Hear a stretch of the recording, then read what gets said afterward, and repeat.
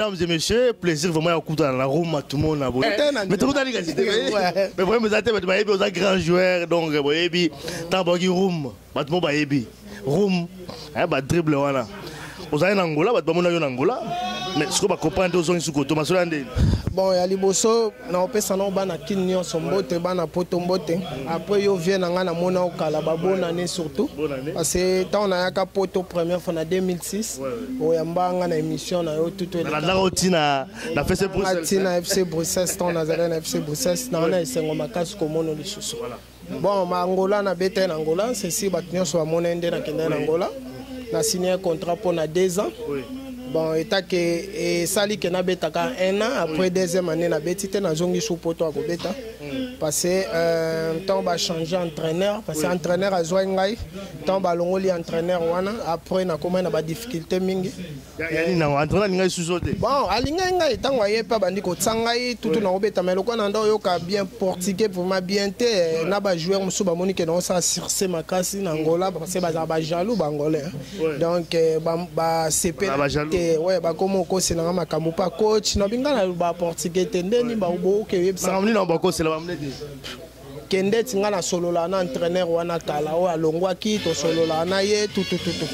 donc ça là bien te quoi na mona ke moi na tika na équipe wana so ezala te yango moni alongwa na ngai mais c'est vrai dans le lobby bongo au so na entraîneur wana na cadre ni entraîneur moi tant que yem ta a contacter nga azala na équipe mususu mais quand même yem ta memenga na Angola nga na yebeka Angola te mais quand même faut na zala contact na ye tout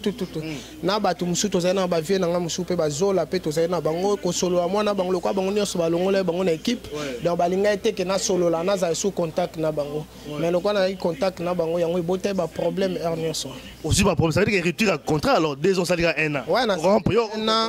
bah oui na ça 1 an après Fayana sala 2 ans mais contrat na ngana mususu un étiquette solo là qui à l'amiable ouais il est quand même bien donc to solo li bien to kabwana bien ya mo na zongi ce soir en Europe c'est vrai que et aussi surprendre quand même bateau parce que moi bateau mo na yo ba à Roma zongi sous Belgique nini parce que no signaki vraiment contrat no qui toko na Angola apparemment pose ari bina ko se plaindre de to na bien comment qui vont côté ka da masolo en Angola mais siko donc lobi wana est ce ça le fait ka yo ba no so entraînant de ba longolo ça pas problème ah oui non rien jalousie non rien gaza na problème Aguapé à la maca c'est sur le coup le ballon non batu bazangola ba yebi ngaza na problème na ba joueur te ba joueur ndem baza problème na ngai passer na yebi pourquoi baza toujours problème parce que pour na yebi musala na nga na beta musala na nga na sala bien na za correct na batu yango toujours bazala na problème na ngai donc sinon côté mususu boy le sala e boy tout mutu nyonso za na Angola mona ke na banda sa musala na nga bien et simbité na tourner page on a moni na zongi na ngai soso mais c'est vrai que le lobby est angolais jaloux un peu moins jaloux trop mais yo toka poster une nationalité angola non eza ko senga nationalité te nga ba parents nga tout presque ba angolais père nga mère nga to na komi kuna ba ndeko nga pe musu ba bikonzi kuna na Angola ba zena armée on comprend donc ba moninga ke nazani ba proposer nga ke ba pesa ngai comme angolais le quoi papa nga za angolais maman angolaise ba ngi ba pesa nga mukanda na sima na bango ezate ke na beta na équipe nationale on beta na équipe nationale on a beta déjà na équipe nationale congolaise on comprend ezaki ndengo wana kenaka senga nationalité na pona sana ngoni donc eza ndengo wana te mais c'est vrai que de nazio na zo quand même occasion tout la question par rapport à l'équipe nationale également il y a eu beaucoup de problèmes également un entraîneur comme le roi il y a eu des problèmes azo ngo tia yo kakate mais finalement on a un problème d'entraîneur mais la comprendre parce que muto a bien loko mutu musuba oya ba koto soki kana baninga na ngai tu ba ya pa ba dimina ngai eta ke nzambe alinga biloko ndenge te atombola nga toujours na souffrir fort surtout na équipe nationale na souffrir fort mutu on a senti ça on a vu ça mutu nyonso amona ngona Congo kokosela nga makambo surtout na CAN ke ona zale na choc ona zobela eta ke na bela te na zana choc te po wana nyonso ba ekapta ngai ba finanga na yebi muta sala makambo wana na yebi même wana lobeza te na yebi bien un jour to okutana to nzambe moko ayebi un jour aoyebe loko eleka na vie na eloko ndenge asalaka bato na vie mutu wana ayebi na yebi bien yepa ayebi nga bien donc akanisaka okokanga mais okokanga te donc mais si on équipe nationale oza toujours so ba bengi odile ma oui monsieur Claude Leroy Longwa déjà ba benga nga na zonga match à Souka contre Togo, na betaki na Togo, donc il est bien, donc on a un problème na mutute, donc pour moi mes qui a sali oya linga qui tangwa zongi a sala asande sa diminuer ngai mais et simbité bon il y a keina nga na ebisa ke Congo zamboka na yo kendo tikanga kaka donc la banda oyebisa ngo visa na donc oui na oyebisa ke Congo yamboka na nga otikanga na ozonga atikanga na zonga ya kenda. Voilà, mais aux gens qu'on a Belgique, aux gens qu'on a Mons. Oui, nous avons Mons, on va contacter. Comment ça lit oui. Président Alinganga Mingi, parce que na sali pe makambo mingi a bien à Mons, donc supporter, tout le monde sur Alinganga. Donc président tanga Monique na na problème qu'on a contacté nga benginga, na zonga na équipe, on a zonga na équipe. Mais est-ce que ça un peu avec moi regret ou quoi? Est-ce que c'est vrai qu'on est dans Angola? Na za regret na vie na ngate passé. Naebi ke mokili eza nango na suka te oza na mbongo oza na nini yo yebi donc eza nango na suka te d'abord vie na ya mutu nako ke na Angola le bato babi ke na tiki mbongo na tiki ba millions donc eza na suka te d'abord famille na nga nanu bana na nga ba o ba important na vie na nga ngwana donc nga na tala ke na yo kufa pamba na makambu Nicolas mbongo quoi qui jalousie côté mbongo ça qui jalousie za ba ko bomo pamba ya moni na préférer na zonga na vanda na foyer na calme foyer tikala a do foyer moi ça oui moi ça bana batikala ngenga yo mo wa na za kuna kanga moko voilà ozongi mais quand même le maman là la rebelle quand même et voilà non on peut pas parler ah non wana te wa go totanga ngote wana na makamba ndeka na olo ba wana ba d'abord santé mutu tout cause à la bien le quoi déjà santé na bien donc on a problème exact mais aussi on reprend dans la Mons ou ouais si na banda déjà na beta hein donc tous à dernière dans championnat mais mal classé oui mal classé na okuta bon mal classé mais tant on a en Angola yo bi Afrique vraiment ba condition mbongo zo mbongo mais ba condition vraiment kolande la kolia na yo tout les allés vraiment donc na zo moi ba kilo ndambo na zo 3 kilos mais na perdre ba kilo en nyonso donc si ko vraiment na zongi en forme normalement donc ndependa na zalaka. Voilà, Roma tout le monde a besoin de donc grand joueur, l'équipe Nabiso nationale et puis Boyebi, Roma Nabilo tout à Salab exploit ça sur la vite. Oui, partout donc. Exploit ça. On a regretté parce que Congola bosse en aming. Ça c'est vrai. Donc on a vraiment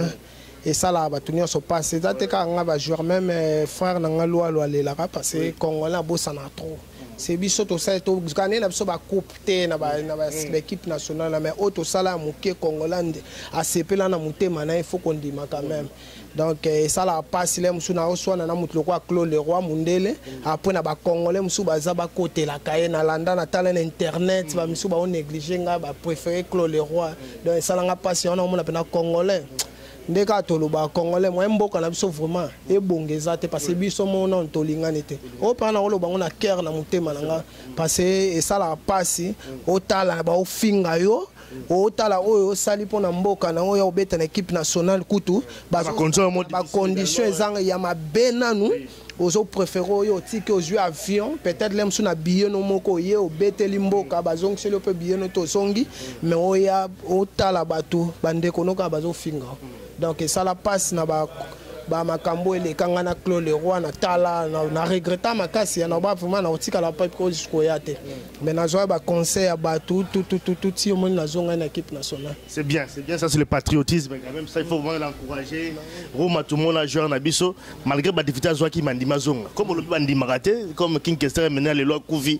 balusu ba bosana la bangwe bloto a salara c'est le moment le loi Kouvi tala na ba TV à tout monde ba musique n'est partout tout voilà comment King tant on a aucun liwana vraiment na za na voiture na aucun entraînement na ta na internet c'est nga passe donc il y a vie na pas attendre solo na na téléphone donc na ba tout mission tout ba kufa muté ça nga passe le quoi avec King ça te passe vie moko au sentir mutaza correct au sentir donc ya ngwe ya monitika na lobela ebo vraiment ça vie na nga kota zali nzamba ya mbeka malamu donc c'est ça quoi. En tout cas, merci de Ziroum comme ça, vraiment à la volée. Tu écoutes en ailleurs encore très prochainement. Peut-être message à Souka, un peu partout. Na Kinshasa, l'Internet, monde entier. Message à Souka, c'est surtout biso ba Congolais, to lingana na biso na biso. Donc tout le monde a tout vendre na poto ta ba Marocain de Bazali. Ba Ivoirien au sentir surtout biso pe ba joueur to sangana mingi to ensemble. Après na opesa sous conseil na relève biso lelo tozala te parce que lelo tokende age kende totika obeta na basimba wana tutu tolingaka bacadre mpe bana oyo baoya malamu après bana ngo mpe bayoka nde biso toyoka ocomprendre ti lelo toza bakumisaka biso na Congo wana parce que na Congo wana muta otelema nanga azaka nete na ndenge mabe te mais problème eza ke nayebi orespecte bato nazala toujours bien na bato donc problème ezaka yango wana conseil na ngai napesa bacongolais quoi. Même pour toute raison également remplacé non parce que bafingaki Angola ntango naki Angola balobi ke balobi ba n'importe quoi ke wapi alongo epota ke beta na Angola tout mais namoni bato na nsima na ngai nazali première mutu na bala na sa mariage bato pe balandi basa mariage donc c'est ça lokwa bazala na siko nzela kaka donc na sepeli ndenga aza kuna donc asala vine malamu abeta pe balene malamu kuna ngasi na longwe kuna naza siko na nakebra songi non polémique te donc la lobby openda ona oloba na oloba pona kivantar te na oloba makambo ezaka na mutema na ngebele mais non ça pendant jour na sa émission mon kin ou bien spécial na yo